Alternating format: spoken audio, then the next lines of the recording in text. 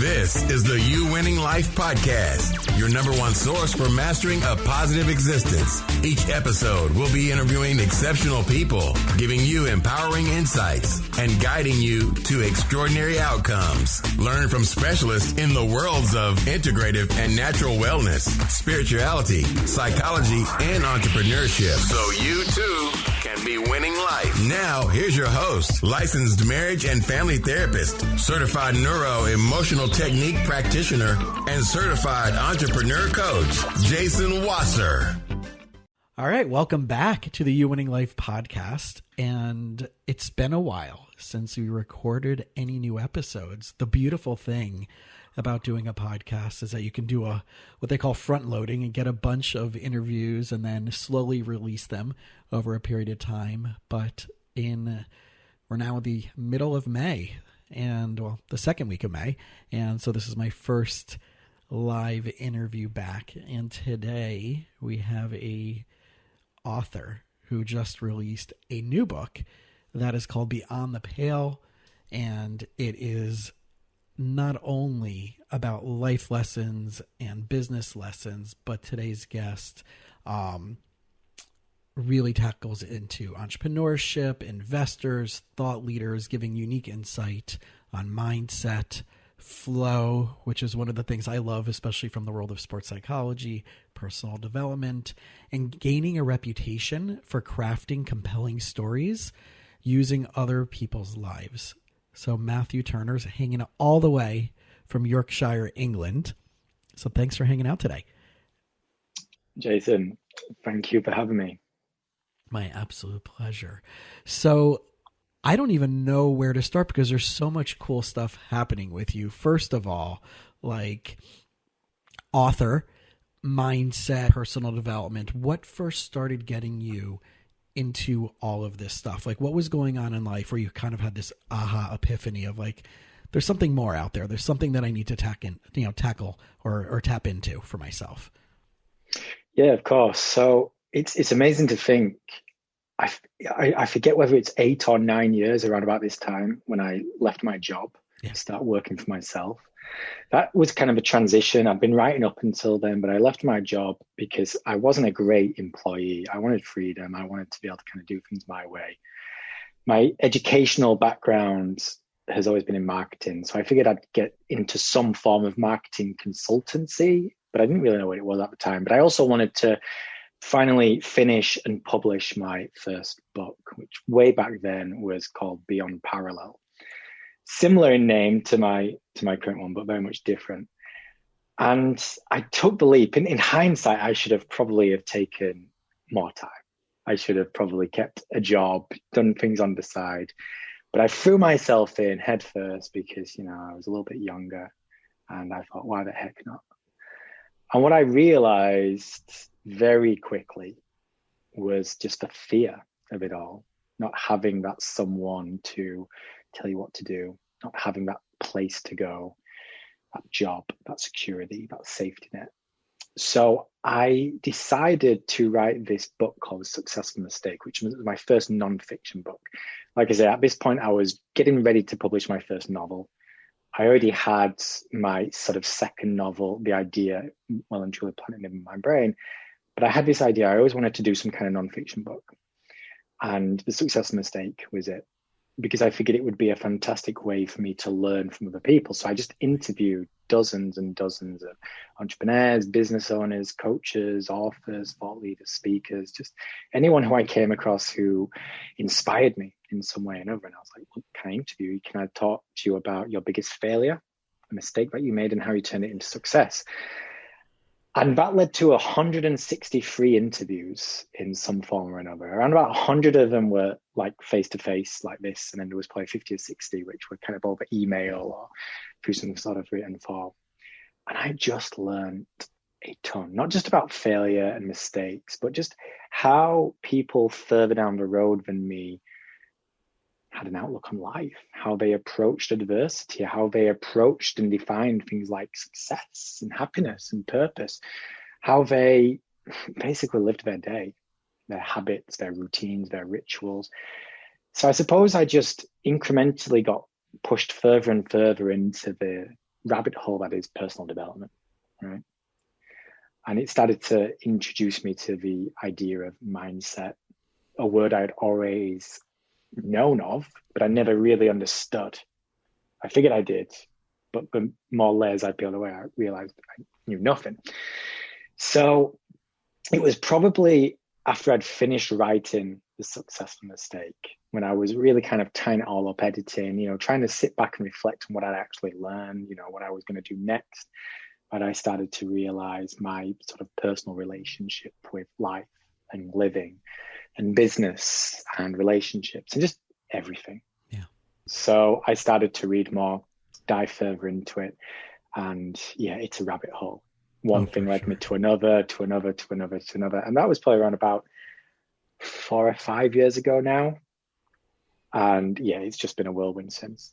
So that's what I'm finding, right? I'm finding that a lot with people who maybe weren't raised with this mindset. And I just literally got off a conversation with someone on Instagram about how we're raised and what we're taught in society, whether it's in schooling, whether it's with our family, cultural stuff.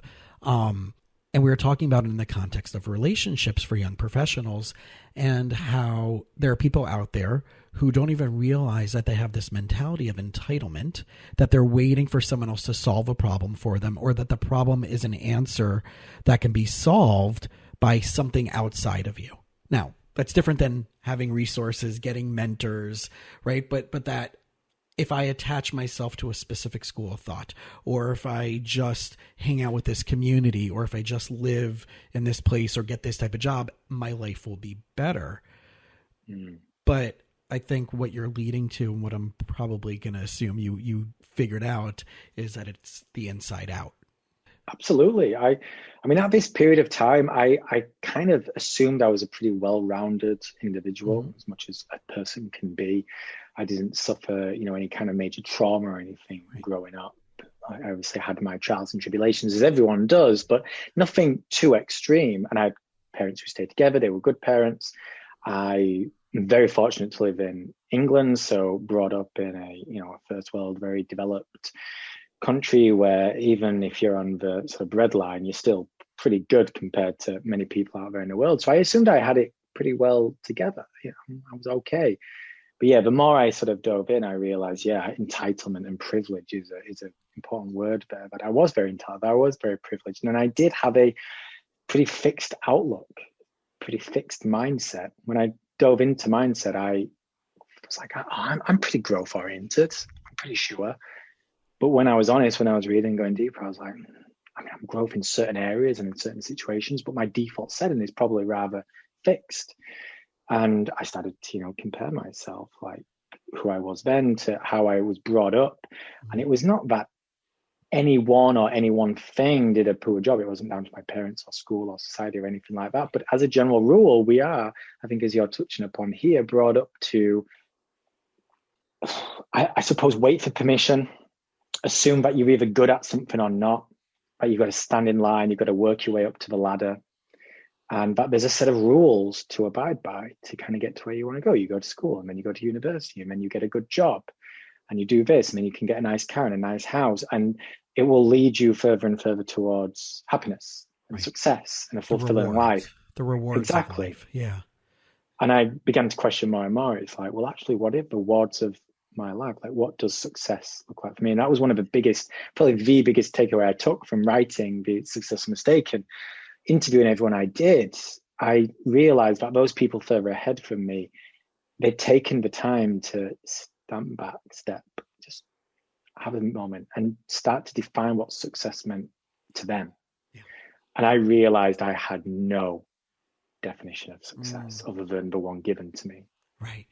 And I see this left and right as a therapist, and especially when I'm working with young professionals, the nuance of buying into someone else's definition, cultural's definition, pop culture's definition, right? When it comes to relationships, if people are looking to the Bachelor or Bachelorette, if they're looking for business, that everything has to be like the Shark Tank, right? Or the Prophet, or whatever it may be, right? Those are great, right? The Shark Tank and Prophet are great shows, definitely way better than the Bachelor and Bachelorette.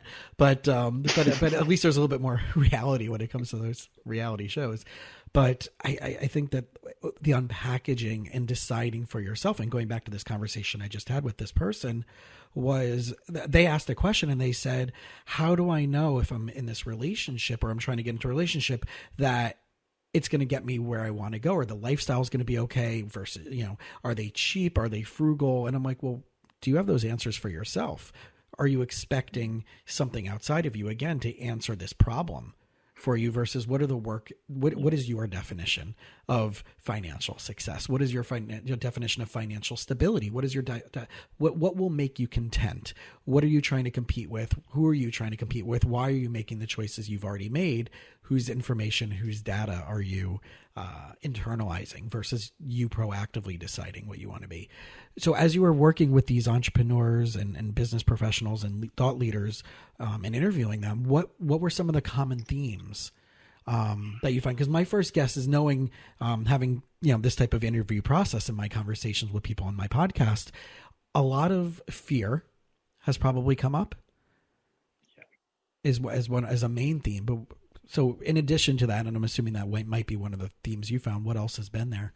Yeah, so obviously the first big takeaway, because the book was a book about failure and how to turn it into success, it was something I already kind of knew going into it. I at least hypothesized that everyone had some pretty big failure.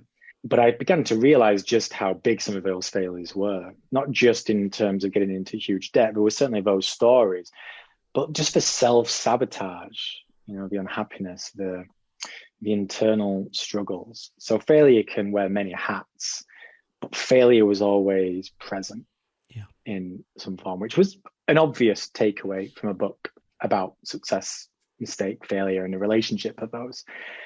Another big takeaway was this stepping back and defining success on their terms, taking the time to actually rationalize it to them. And often it was failure that led to that. They needed to fail. They needed to go through the various stages that come on the back of failure, because that was what the whole book was about. It went through these 7 stages. And then on the back of it, it led to an understanding and appreciation of success and fulfillment and what is actually going to fuel you going forward. But one of the other key aspects was their relationship with hustle, the hustle culture. And it's very strange. Like, it came up again and again and again. I'd speak to people and they'd often be telling me about a period in life, whether it was a year ago, 5 years ago, 20 years ago, when they were struggling. Because again, they were sharing stories of failure and how they turned things around. And during those periods of failure, they had a very, I suppose, media-driven, you mentioned things like Shark Tank outlook on business and entrepreneurship and just success as a whole. They often went through this when they were maybe working for someone else, maybe before they were business owners, and they felt like they just had to work hard. They were constantly comparing themselves to everyone else. They felt like they had to look a certain way, be a certain way, act a certain way, speak a certain way. They had to be a very specific type of person in order to be successful. So it led them into this hustle culture mentality of work, work, work, grind, grind, grind. Just work your 20s away, because it'll breed success, and it means you can relax in your 40s and your 50s and your 60s. And obviously, as you get older, you realize it doesn't work like that. But it's incredible how many of these people, successful people, inspiring people, went through similar journeys, just putting themselves to the brink of disease and ruin, and on the financial side or the relationship side, but they were just caught in the hustle. And it gave me an entire new outlook of like what hustle actually is. It's not just the 70-hour work weeks. We can dive deeper into the definition of hustle if you want on the back of this, but it gave me a complete new insight into like what it is and what we presume it is and how it goes much deeper. But they also showed me what life looks like on the other end, how they would then give me a peek into the life they're living today. And it wasn't always full of roses. Sometimes they weren't that far removed from their mistakes. Some people were many years and they were much further along. Right. But they always had a better understanding and appreciation of what success meant, i.e. the destination ahead of them, the journey they were on. And they were almost always working less. It wasn't to say they weren't working hard. It wasn't to say that they no longer had a good work ethic. If anything, they had a greater work ethic than ever. But they were very particular about what they said yes to. Yeah. They were very particular about the energy that they put into any one project, be it at home, at work, somewhere in between. And they were very smart about it. And they were very appreciative of their time, very appreciative of their life. One of my mentors calls that the doorman principle. That, right, when you go out to a new restaurant or a nightclub or a lounge or whatever, and there's the doorman there, and they know kind of like there's a pre-qualification of who they're going to let in, not who they're not going to let in. And, you know, the rule is like if they slip past the doorman, there's probably going to be some chaos. And when using this rule or this guideline in our own lives, through the lens of, okay, so what are the qualifications for something to be part of my life or for me to be involved, whether it's personal, professional, relationships, financial, food, friends, whatever, that it's a pre-qualification up front in order to make these decisions proactively versus having to make them reactively. And once we are in a reactive place, we're already in a physiological fight or flight. So we're not in our brain that's rational, we're in our survival instinct brain, right? So I know that this idea, which is capitalizing on values-based decision-making of here's the set of lens that I'm using in order to make these decisions up front. So when you're talking about how I'm going to create this business or how I'm going to create this relationship, it doesn't have to be, I have to grind through it in order to, right? It doesn't mean everybody has to say yes because I need to make a bare minimum amount of money. It's, I'm going to make it a lot easier for myself, exactly like you're saying, because I know exactly who I'm saying yes to or exactly what I'm saying yes to and exactly what I'm saying no to. And because of that, I'm going to capitalize on my strengths. Because of that, I'm going to capitalize on my energy and my inertia and my well-being. And that sounds very much in sync with what you're saying. Yeah, absolutely. And it's a bit of a chicken and eggs kind of scenario because it's very difficult to have that unless you know what you're striving towards. Yes. So that's where the whole idea of the definition of success comes in. It's difficult to come up with those qualifiers until you know what you're pursuing, right. You know what purpose means to you.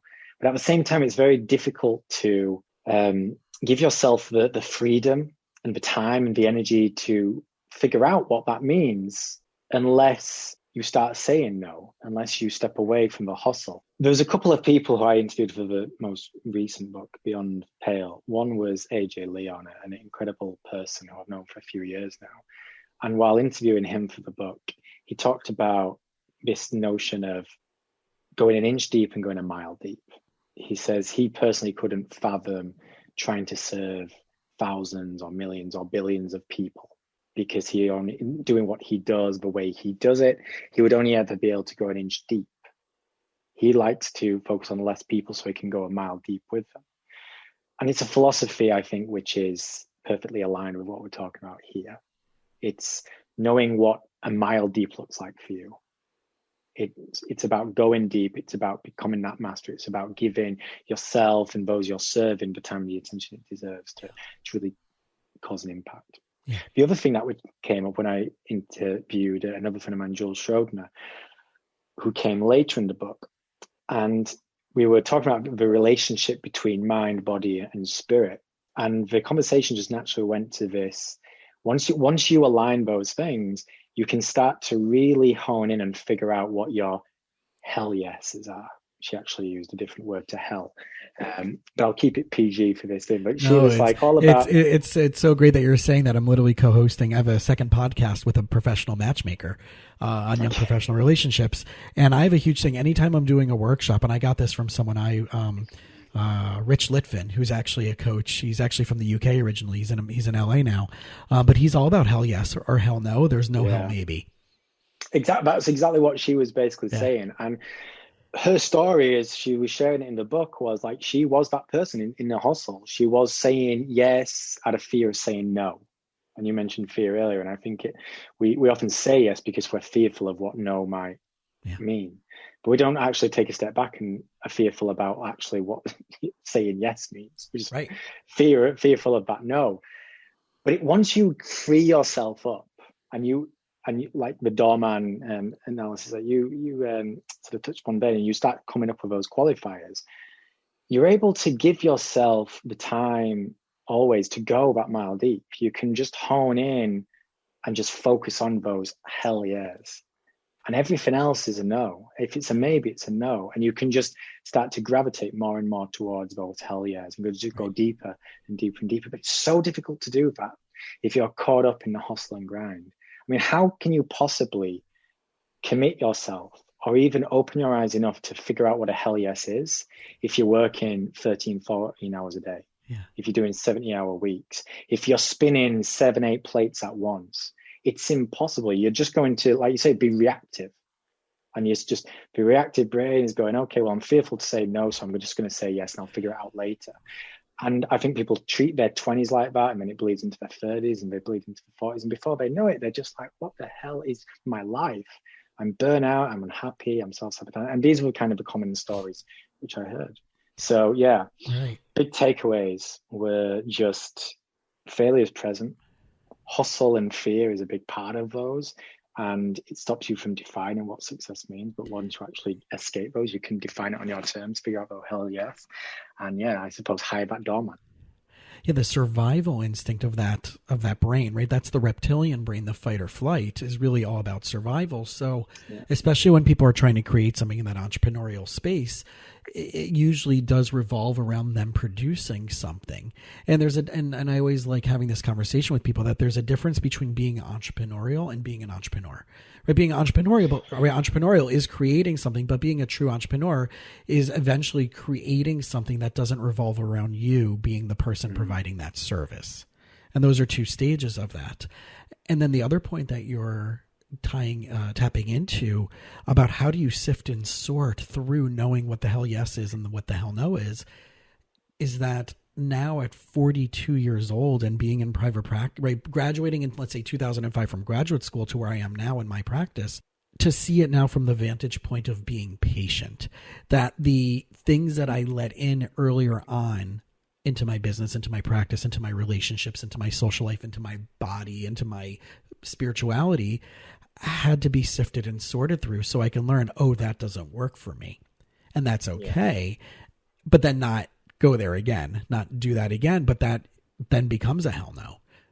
But I'm wondering how many people out there, especially as young professionals, emerging professionals, are A, not being patient, and two, or B, they're afraid of being, the word I guess I'm looking for is either snobbish or a dick or you think you're better than me because you're saying no. But I think that is what discernment is. Like, yeah, well, perfect example is one of the people who did an endorsement for Beyond the Pale. And because the book launched last week on Amazon, I've gone around people and asked, like, can you leave a review? And he came back today after having a week off, and he says, although I know how important reviews are, because he's a fellow author himself, he's like, I'm going to have to say no because I don't believe the endorsements that go on the front of the book on the back cover should then be duplicated as a review. It should be one or the other. And my initial thing was like, oh, God, like, can't you just do me a favor? Like, what the hell is that about? That's just kind of like the initial reaction, which I think is human. Mm-hmm. And then after a few seconds when I sat in it, I was like going, yeah, go you actually. Like, you've got principles. Like, it's a hell yeah. He's got rules and principles for his life. He's like, this is what I say yes to. This is what I say no to. I've got reasons for it. And I've got a great deal of admiration for that. Yeah. You know, whether it aligns with my principle or rule is irrelevant. It's like, there is a guy who knows what a yes is and what a no is. And he wasn't being a dick. He wasn't being, if anything, he has been a huge support of my writing my book in my career in recent years. And I've got so much gratitude for him. And even more so now, because he could have just ghosted me, said, not replied. But he was like, I'm going to say no. But the reason is because it's not a hell yeah. And I think it's really important. And that's kind of like what I aspire to be. And it's like you say, gravitating away from that fear of, being arrogant, being willful. But I think that in part comes with age. You become more comfortable with yourself. You become more comfortable with like what a yes looks like, what a no looks like. But it doesn't have to be something you sit on and wait for. It doesn't have to be something that matures and you don't have until you're in your 40s or your 50s. It's just getting clear on what a yes means to you. It's getting clear on what success means to you. It's getting clear on what value, time, and energy has on you. And you can do that in your teens. You can do that in your 20s. You can do that in your 30s. There's not a time limit on that. But yeah, most people, especially when they're young professionals, especially when they're still very much climbing the ladder, earning their stripes, I think they are scared. And I'm not going to take it personally. I'm just going to have full gratitude when they do have that time for me. And I do want to challenge people out there to have a big ask. And I do challenge my questions of, you're coming to me for this mountain that you've created as a challenge or a problem that you're coming to me for. What would be the bigger thing that if that was solved, you would next want to accomplish that you never even thought to look at? Let's go solve that, because that's probably what we need to be focusing on, except for this little thing in front of us. And I see that tremendously in the entrepreneurship space too, that they create big problems for small goals. And I'd rather have big problems with big goals than big problems with small goals. Yeah, I mean, yeah, couldn't agree more. It's scary putting yourself out there, imposter syndrome, the insecurity. I think everyone has it to an extent. It's a human trait. And absolutely, I've had it and still have it for sure. But like you say, when the expectation is that they'll probably say no, or the reality is that you probably won't even get a reply, but there's always that possibility that they'll say yes. And that will challenge you to step out of your comfort zone and go, that's how we grow. That's how we grow. And sometimes you need to get that no 99 times and then you get that yes. But that yes can levitate you to the next level and then to the next level. Right. And you mentioned earlier the notion of patience. I think that's part of it. Just being patient enough to go through the process, to keep putting yourself out there. And well, as a creative, as someone who writes, and I think anyone in the creative space goes through this time to time, again, whether they're a writer or an artist or a musician or something else, it's a literal part of the process because you're creating something, and then when it's complete, you need to put it out there. Yeah. And it's in of itself terrifying, but it's also the point of doing it in the first place. Yeah. Well, when did you start defining yourself as a writer? Because I find, and I'm really been delving into this binary switch that gets flipped in someone, right? And I usually use the example of someone who goes from someone who's working out to a fitness, right? There's like these little things of like, when does someone become a bodybuilder, right? When does someone become a whatever that like, or when does someone say, well, I'm learning how to play an instrument versus I'm a musician, right? That what's like, I'm always trying to figure out, and I've been really struggling with this, or wrestling with this, not really struggling, but wrestling with this concept, because I see myself as someone, I started playing violin when I was 3 years old, but I wouldn't have called myself a violinist as a 3-year-old. I'm like, I was a kid whose parents maybe play violin, but then I picked up, then in middle school, I was in band and I picked up another instrument, and then I picked up another instrument, and then I learned how to play guitar. So I'm like, I wonder what point I became a musician versus a guy that just plays these different instruments. So for you, when did that aha go on where it's like the difference between I'm writing and I'm a writer? It's a good question. Really good question. I mean, to begin with, I think it's an internal thing. It's something you've got to decide. Like as a writer, there's two different aspects to it. You can call yourself a writer, which is the craft of writing. And then there's being an author. You can't really be an author until you publish something. So there's quite a defined line there in the world of writing, which maybe isn't as defined if you're a musician, for instance, or if you're an artist, painter. But in writing, there's certainly, a somewhat defined line between being a writer and an author. You become an author when you publish something, but it doesn't have to be a book. Right. It could be an author when you publish some kind of paper or a short story or an essay or a blog. Yeah, exactly. Yeah. And it comes down to like how you define it. A big aha moment for me. So to kind of give you a bit of an insight, I got into writing when I was around about 21. I turned to writing as a form of therapy, really, after a pretty rough breakup, which was 2006. So we're going back about 15 years. And just the way my brain works, I struggled with just journaling. it became a story. So I had this idea for a story. So that in the end became Beyond Parallel. But I didn't publish Beyond Parallel until I think it was 2013. And I didn't finish it until like 2012. So I worked on it for a sort of 6-7 year period. And I'd work on it, leave it, go back to it, leave it. And during that period, I was writing, and I wasn't a writer. I would maybe dream of being a writer, dream of finishing it and giving it to an agent and becoming a publisher, and someone just doing it for me, that entitlement we talked about earlier. It was a dream, but it was never close to being a reality. So during that period, I was very much writing.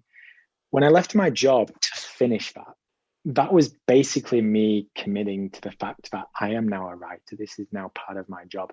And one of the real big aha moments that cemented that, I read early in this process, probably around about 2012, Stephen Pressfield's book, Turning Pro. And in a nutshell, that's really what that entire book is about. Just this notion of you deciding when you're a pro. Yeah. And I think this is true whether you're a writer, whether you're some other kind of creative, whether you're a podcaster, a musician. It's you deciding, I'm a pro now. Now, that doesn't mean other people see you as a pro. That doesn't mean, like, I could just say, I'm a footballer, It doesn't mean that I'm good at football. So there's one thing saying it and there's another walking the walk. But to have that commitment, it's you deciding, like, I am a writer. Like, I am committed to this. And after the fact, it's all about going a mile deep. It's all about practice, repetition until you become a master. There's no guarantee that committing yourself to that is going to lead you to becoming a best-selling, renowned author. Just in the same way as committing yourself to being a footballer doesn't mean you become a Premier League standard footballer. It just doesn't work like that. But you saying, I am now a writer, you saying, I am now a musician, and making that commitment to practice, rinse, repeat, going all in, committing yourself to going a mile deep, whatever that looks like to you and those that you serve, and just going at it every single day. I am a writer. Today, I am going to be a writer. Today, I am going to be a writer. I'm not just going to write. I'm not just going to fill my day with writing, but I am going to be a writer.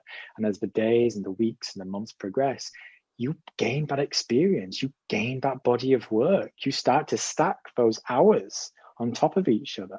And then as you're able to look back over a 1 year, 3 year, 5 year, 10 year period, you can like, wow, look how far I've come. And yet today, I am an actual published author. Today, like, people are willing to pay me to do this craft because I took that leap and said, I am a writer and I'm going to commit to this.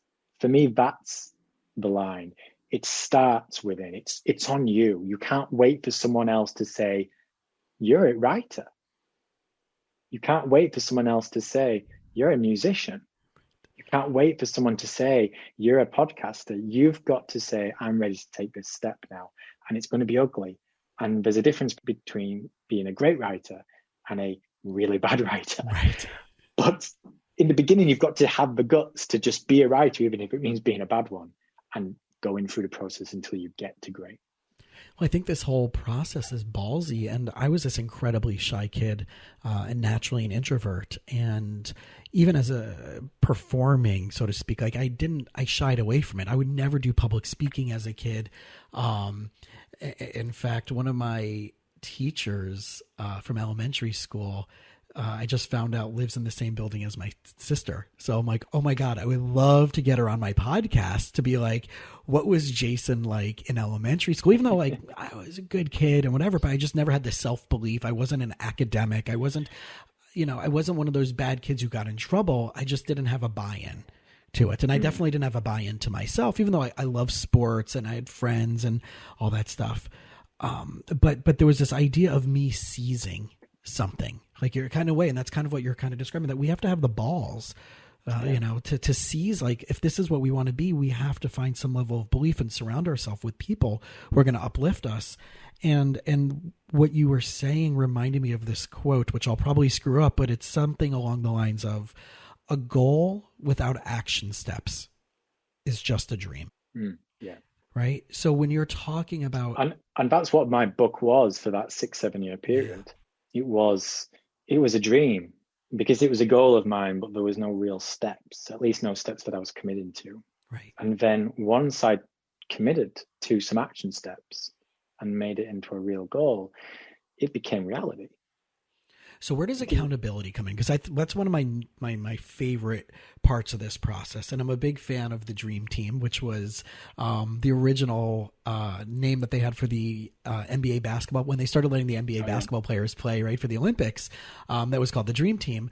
And I love that term because we have to have those people around us that believe they're not going to do the work for us, but they're going to kick our butts. But we have to be willing to be held accountable. Where has that fallen in to your process?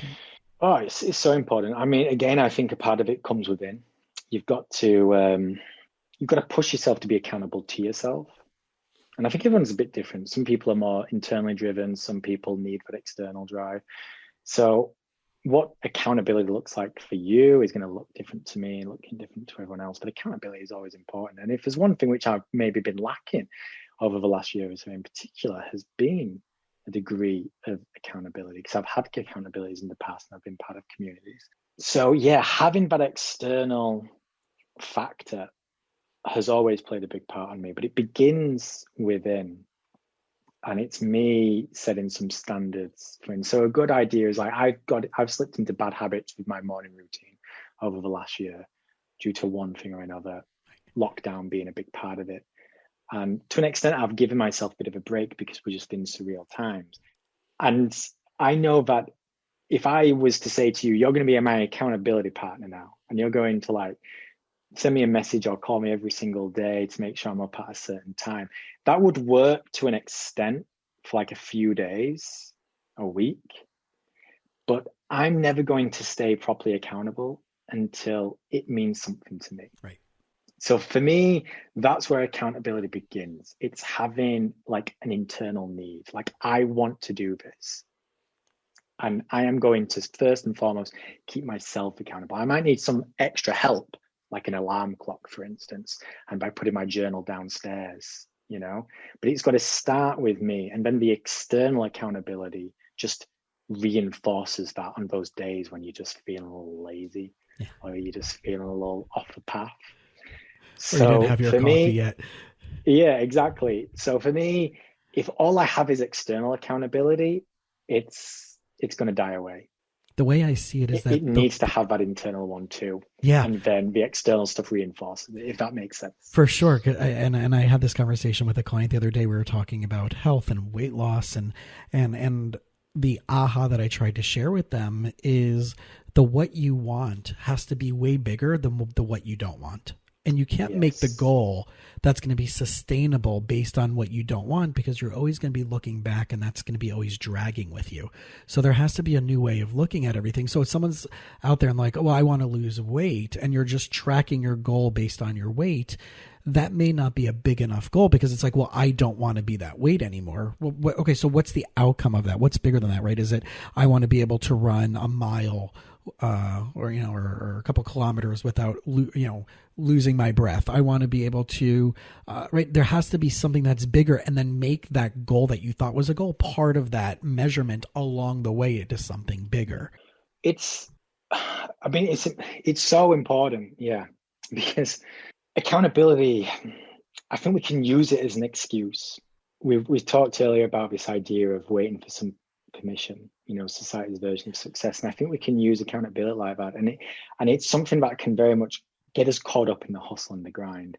And you use their fitness and, the look of your body as a part of that. Let's face it, we live in a point in time where I think we're probably more body and health conscious than ever before, because it's just so prominent. Like, you can pick up your phone and scroll through Instagram, and you're just seeing all these beautiful people who look better than you. So you're envious and you're wanting that. So you're like, okay, I want that because they have it. I'm wanting it because it's there and I feel like I need to be that. So you search for accountability, maybe by hiring a personal trainer and stuff. And it can work. And they can maybe give you the body that you thought you wanted all along. But then you might get it, and then you get back to the same weight 6 months later, and you go through that yo-yo. And that's how I think where people get through with diets. They're looking for that external accountability. Right. So I'll join this diet, I'll join this fad, and you end up yo-yoing because there's nothing internal that's making you going, that's what I want. Like you say, you've got an idea of what you don't want to look like. I don't want to be fat. And there's this very vague thing that doesn't really matter to you. I want to look like them because they're beautiful and everyone seems to look like them. And that just seems like the obvious solution. Earlier talked about success, society's version of success. But you don't take the time to actually like, what does health look like for me? Do I need a six pack, or am I just wanting to look slim? Do I want to have a bit of definition? Do I not really bother how I look? Is it more just about how I feel in my clothes? I want to feel fit. I want to be capable of running 10 miles, 20 miles, 30 miles. And once you take that once you get that and you hone in on it, and it becomes an internal drive, and you're holding yourself accountable, then that personal trainer can help you get there. But along the way, you'll probably find, and it will develop into a passion rather than this just obligation. And I think whenever we look purely for external accountability, it just becomes an obligation. It just becomes a part of the hustle. It's just a job. But if it starts with internal motivation, like a desire, a purpose, then that external accountability can just reinforce it, keeps on the right track when we're going to drift off, but it becomes a passion along the way. Yeah. It becomes something that you are willing to sacrifice for. You're willing to do those early starts, those long runs, those heavy duties. You enjoy it. Even though you might not enjoy the fact of the matter of like, killing yourself in the gym, you love how it feels afterwards. Yeah. So well, it's the authenticity of it is the way I'm hearing, and internalizing it, that it has to become authentically you, not something on top of you. It's not that it's like someone who only thinks a pizza, as we're talking about health and wellness, right? But it's the only metaphor I can come up with right now. They're like, no, a pizza will only be good if there's a certain topping on it. No, like you have to like pizza, right? In order for the topping on top the topping on top should be an enhancement to what's already good, right? Pizza's great, right? But it's even better with, right? So, right, health and wellness, my mindset, my relationships, my money mindset, whatever, my career needs to be amazing. I need to be authentically aligned with it. And anything on top of that is even better. It's not that I'm going to, right, if I'm in that career, my problems will get solved. Or if I'm dating this person, or I'm living in this place, or I'm driving, my problems will get solved. The authenticity of through and through.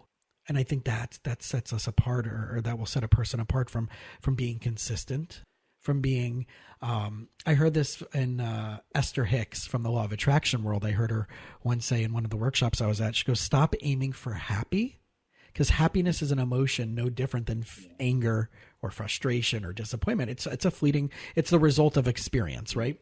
Aim for content.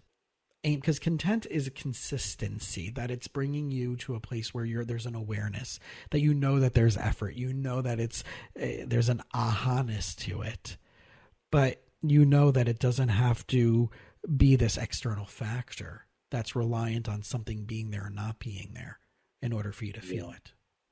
Absolutely. I think one of the biggest myths out there is the pursuit of happiness, because it would be impossible. Another person who appears in Beyond the Pale, Kamal Ravikant, talked about it. We spend so much time wanting to be happy, just this whole idea of pursuit of happiness, but it'd be exhausting if you were happy all the time. It's not possible. But you can have, I suppose the idea is you have a life that has happy moments. You build a life which is going to have happiness part of it, and hopefully the happiness outweighs the sadness.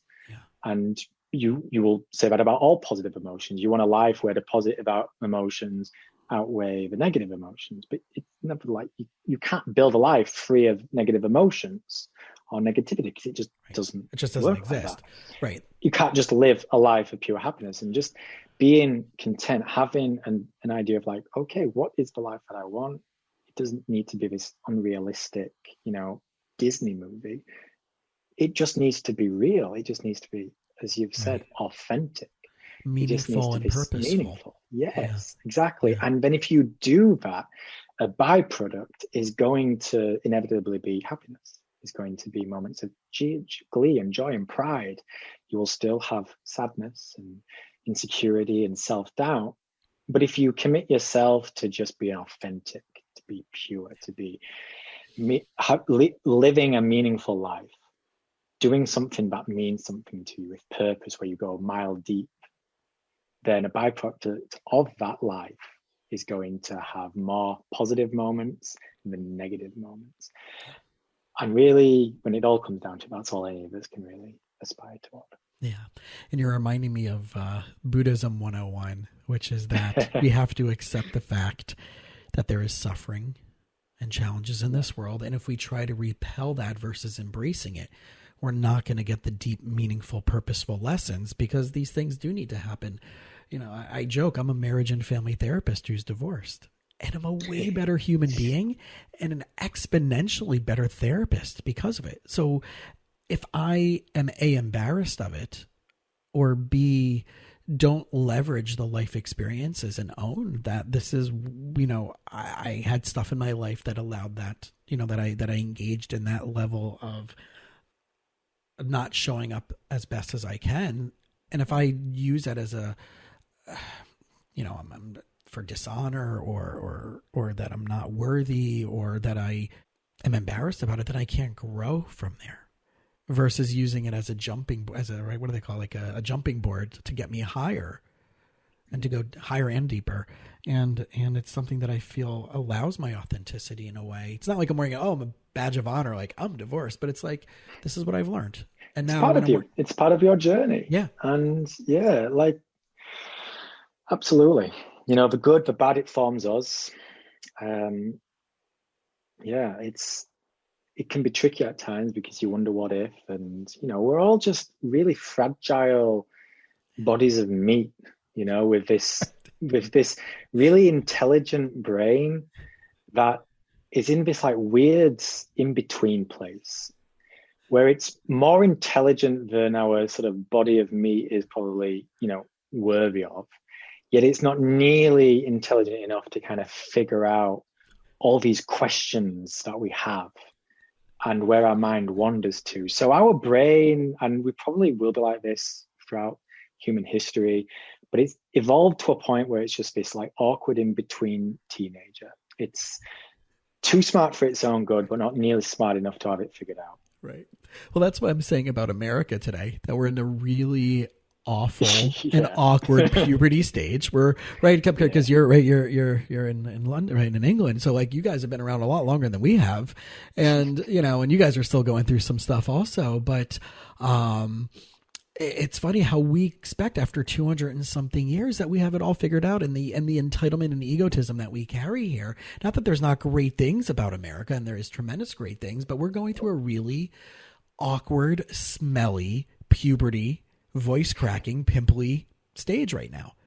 And we have to look at it in context of a much bigger picture of there's something a lot bigger going on. And I loved how you just explained it so playfully beautiful, right? The awkwardness of our humanity, the awkwardness of personal growth. It is sometimes, it's uncomfortable. And I wonder if maybe we can substitute uncomfortability with awkwardness sometimes.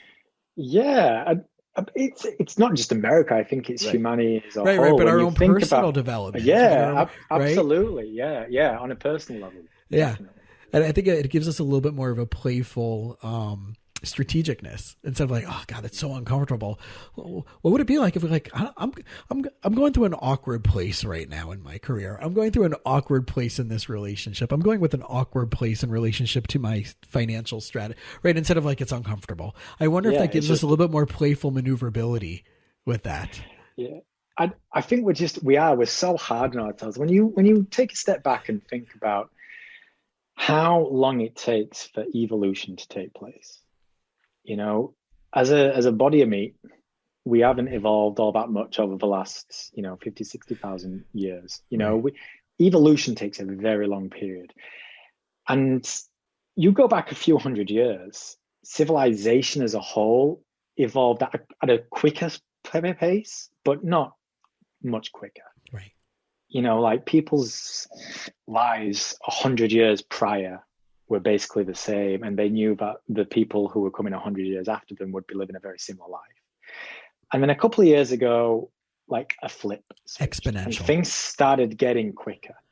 And I was speaking to someone a couple of weeks ago, and it's just getting more and more intense. Like, go back to my grandfather's point. Like, he probably lived, although life was happening at a much faster pace, his life and his father's life, and then my father and his son's life, they were all similar-ish. Like, there was differences, but the kind of dynamic of what it was to be a man, the kind of work that they did, it was similar. It was in the ballpark. My life now, as someone in his mid-30s, compared to my dad's life, is just so different. And my son, at the minute, is 8. So by the time he gets to my age, the life he will lead is just unfathomable.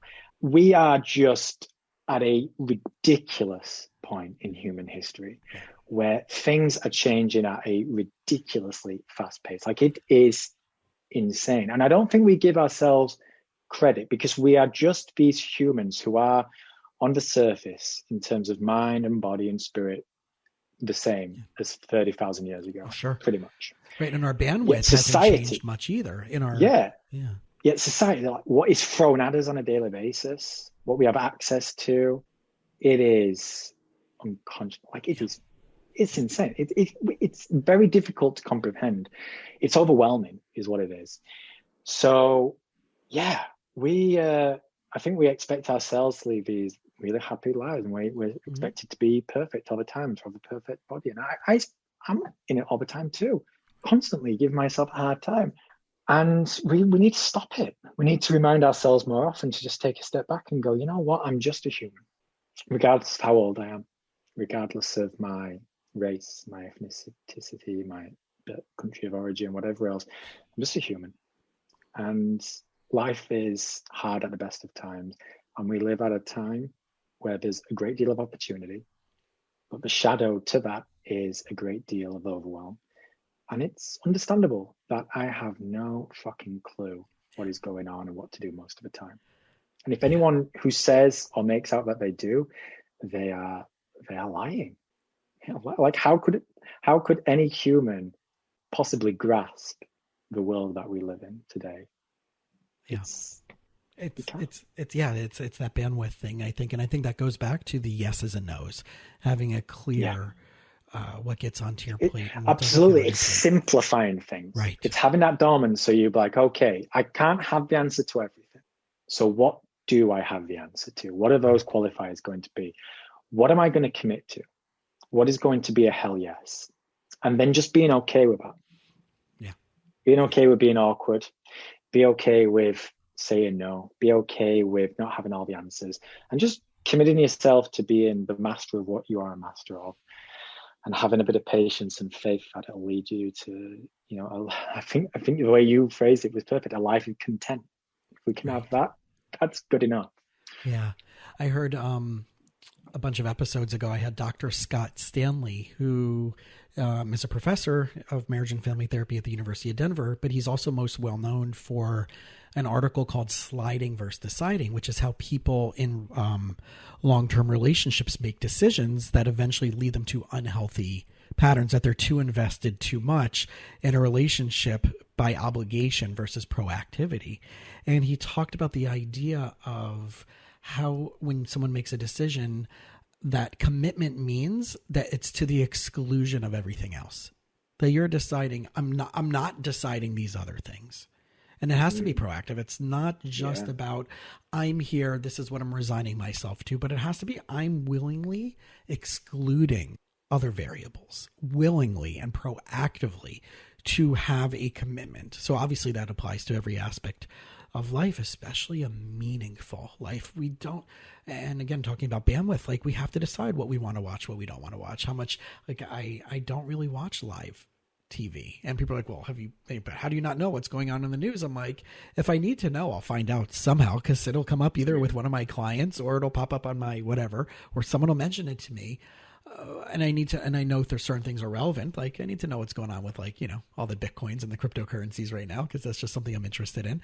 But we only have so much bandwidth, especially when it comes to the self-care. And the work-life balance, which I know is something you're passionate about, is like, there probably isn't a thing of work-life balance. No, it's for me whole life balance, and I think the way you describe it there is perfectly, because whenever you commit to something, you're basically making an active decision to not commit to other things. So it's not trying to have this work life and this business life and this side hustle life and this love life. It's just deciding what's meaningful to you. It's deciding, like, I am going to fill my life with this. I'm not going to try and bucket them and try and keep them separate.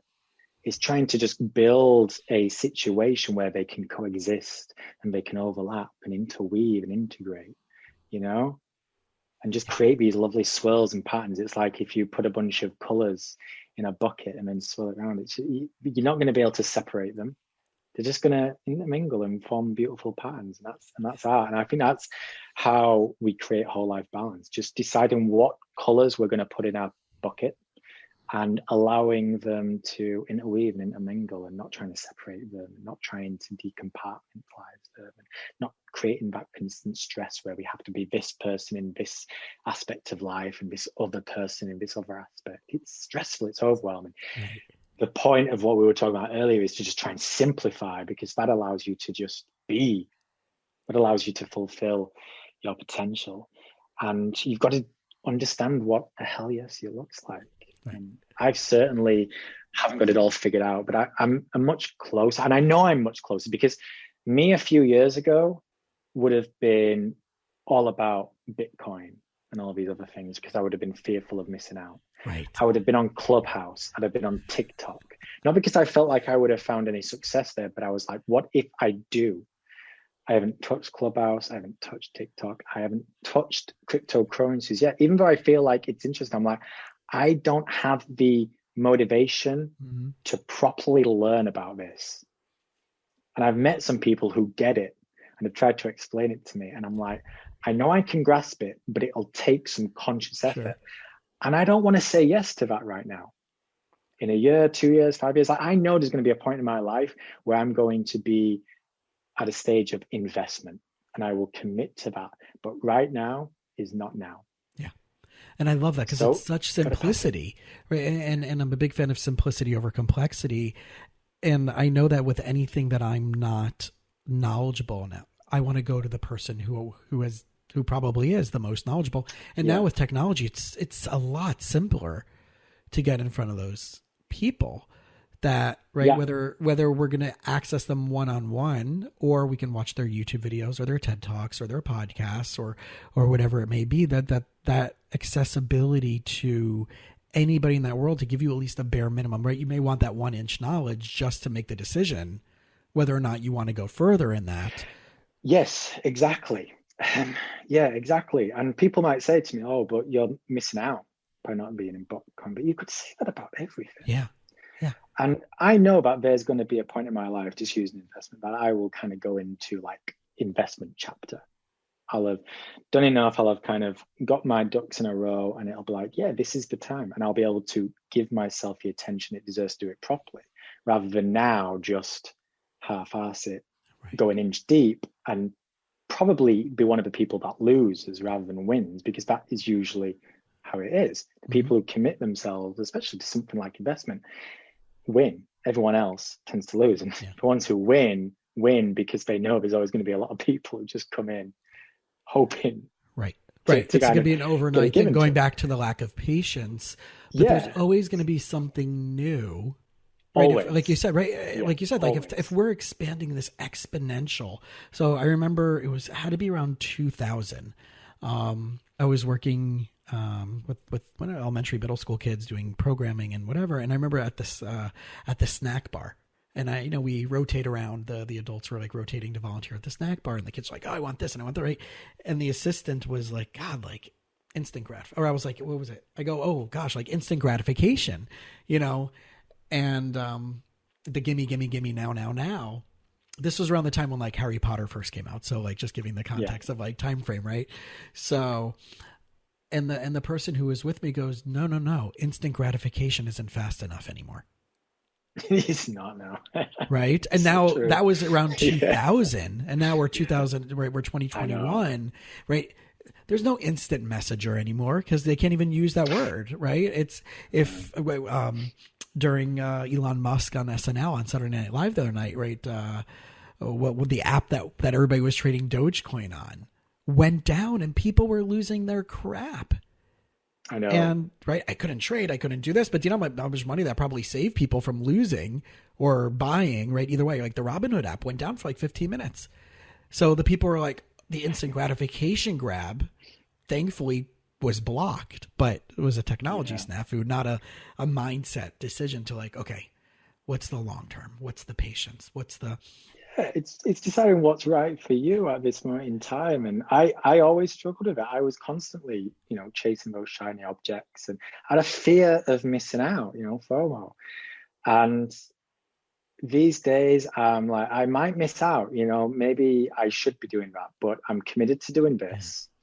I don't feel ready. I don't feel like I've got the time to kind of give it. The motivation to learn isn't there. So I'm just going to say no.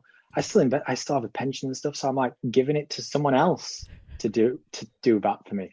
And who knows what the future, I'm almost certain there'll be a point in time when I will be ready for that, whether it's 40-year-old me or 45-year-old or 50-year-old. And it's like, I'll figure it out when I figure it out. Right now, this is where I'm at. Yeah. This is what my focus is. And I'm going to try and say yes to the things I say yes to, do my best to say no to everything else, and just live life. Yeah, because I couldn't imagine the 36, 37-year-old me saying that, and that's why my life was chaos a bunch of years ago. And I couldn't even imagine being in investments. I couldn't imagine having the simplicity of my private practice of more likely turning down a client than saying yes to a client. I couldn't imagine that. Because it was that other side of the coin of like, I need to make sure I get a bare minimum income versus who do I want to work with? What am I an expert at? What's that mile deep that I'm going? What am I putting out there as a mind-body integrative wellness expert that does stuff that's out of the box on top of my mainstream clinical training? So I only want people that align with that and don't want people that don't want that, because I can't hold you with one arm tied. I can't help you, with one arm tied behind my back. So I want people out there to realize that we're going through developmental stages of life, and it doesn't stop in your teenage years. Right? There is a developmental stage of your 20s and your 30s and your 40s. And you mentioned there sort of 36, 37. That's kind of like where I'm at now. Yeah. And 32, 33-year-old me was in that point. So it's not an age thing. Someone could be listening to this at 50. Now is the time. Right. Someone could be listening to this at the age of 19. Now is the time. The sooner you take that step back and go, okay, I'm going to commit myself to figure it. And it won't just happen overnight. You're not just going to wake up tomorrow and go, okay, I'm going to figure out what my hell yeah is. I'm going to figure out what success means to me, and then it's it. That's why the time is now. Yeah. Because it takes time to get there. Be it weeks, months, years. And we've come back to this a few times. Patience. It's just having the patience to be like, this journey will play out. The sooner I start it, the better. Ideally, I'd have started it long time ago, but I can't. So I'll start it now, and it'll get easier. It'll get easier to say no. It'll get easier to let go. It'll get easier to let in. And then when you get, 5 years down below and you compare, like, wow, I've come a pretty long way. Let's keep going. Love it. Keep going. Yep. Spot on. So everybody who's been listening to this today, so for sure, make sure you connect. Follow Matthew on Instagram. It's turndog.co, TURNDOG.co. And please check out his book, Beyond the Pale, a fable about escaping the hustle and finding yourself. You've heard so much deep, connective, authentic conversation today, stuff that you guys know that I love talking about and having people on who have that same thinking that we're all just trying to get. We're trying to clear through the clutter. We're trying to clear through the chaos, and simplicity always wins. So, Matthew, thank you so much for hanging out with us today. Pleasure, Jason. Thank you for having me on. Thanks for listening to the You Winning Life podcast. If you are ready to minimize your personal and professional struggles and maximize your potential, we would love it if you subscribe so you don't miss an episode. You can follow us on Instagram and Facebook at You Winning Life.